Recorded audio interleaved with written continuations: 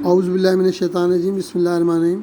Dear student, आज हम lesson number 52 पढ़ेंगे क्लास 9 के लिए केमिस्ट्री का। टॉपिक का नाम है इलेक्ट्रोलाइटिक सेल्स। इलेक्ट्रोलाइटिक सेल्स वो सेल्स होते हैं जिनमें इलेक्ट्रिसिटी गुजार कर हम केमिकल रिएक्शन कैरी आउट करते हैं। तो इसकी डेफिनेशन ये होगी the type of electrochemical cell in which non spontaneous chemical reaction take place when electric current is pass through the solution में से करंट गुजरती है तो तब केमिकल रिएक्शन वाक़या होता है, तो उसको इलेक्ट्रोलाइटिक सेल कहते हैं। और जो इलेक्ट्रोलाइटिक सेल में प्रोसेस हो रहा होता है उसको इलेक्ट्रोलाइसिस कहा जाता है। तो इलेक्ट्रोलाइसिस की डेफिनेशन भी इम्तिहान में आती है। तो इलेक्ट्रोलाइसिस को किस तरह डिफ़ाइन करेंगे? It is a chemical decomposition of a compound into its component by passing current through the solution of a compound or in molten state of compound। यानी जब कोई कंपाउंड सॉल्यूशन की हालत में हो, एक्वस सॉल्यूशन की हालत में से, और उसमें से करंट पास की जाए और वो अपने कंपोनेंट में डिवाइड हो जाए, उसको कहते हैं electrolysis.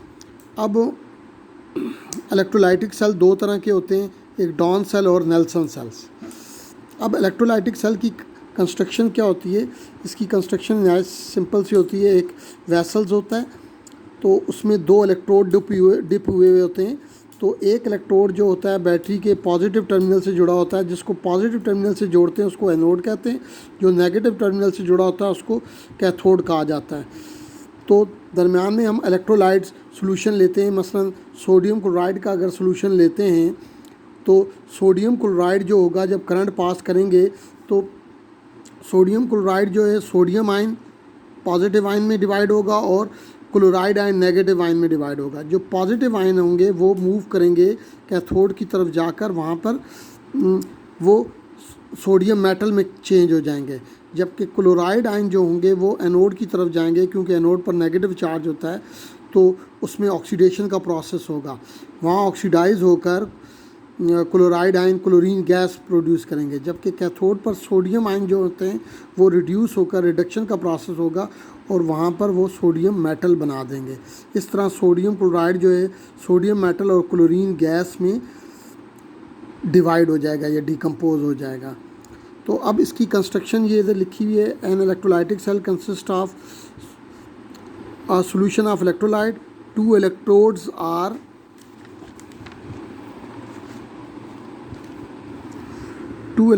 are anode and cathodes are dipped in the electrolytic solution.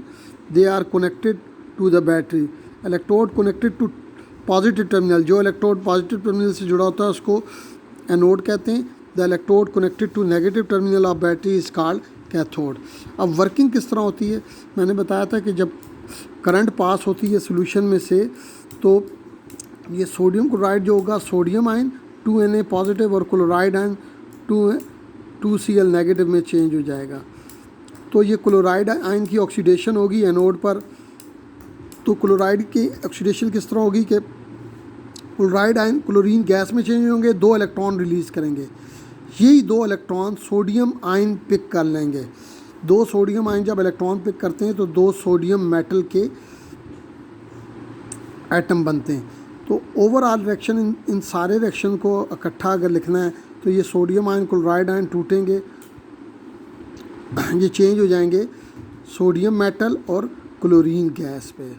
Chlorine जो गैस है हमारी वो प्रोड्यूस होगी एनोड पर, जबकि कैथोड पर सोडियम मेटल प्रोड्यूस होगा।